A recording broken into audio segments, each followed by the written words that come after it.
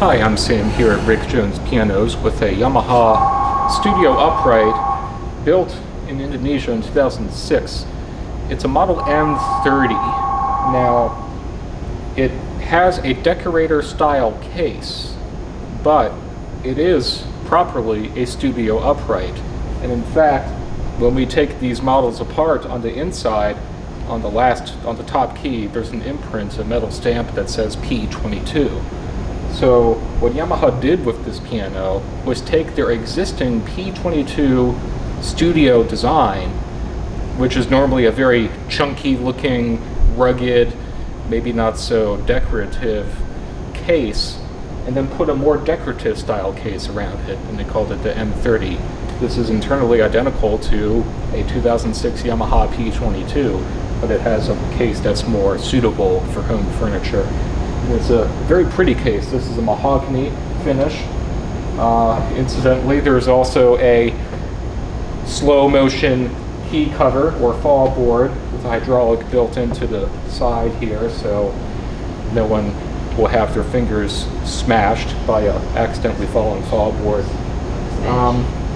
And attractively too, it also has the same sort of music desk similar to what a P22 would have. It's elevated more, it's long, there's a shelf on either side. You can put a metronome or pencils or whatever you want, but please no drinks.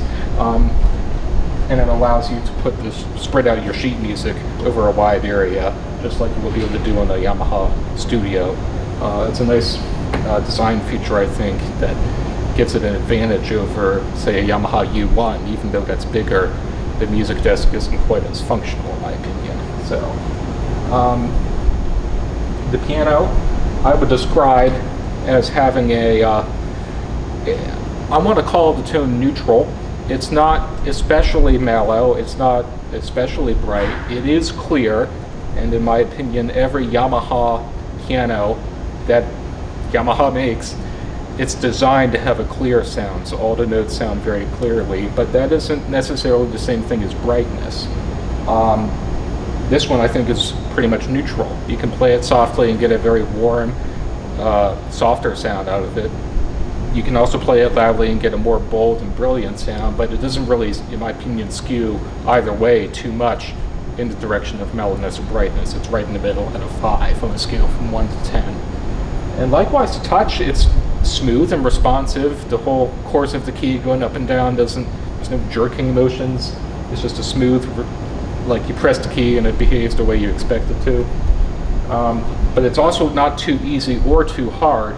The amount of resistance in these keys is, I think, neutral. So I'll also rate it a 5 on a scale from 1 to 10 from light to firm.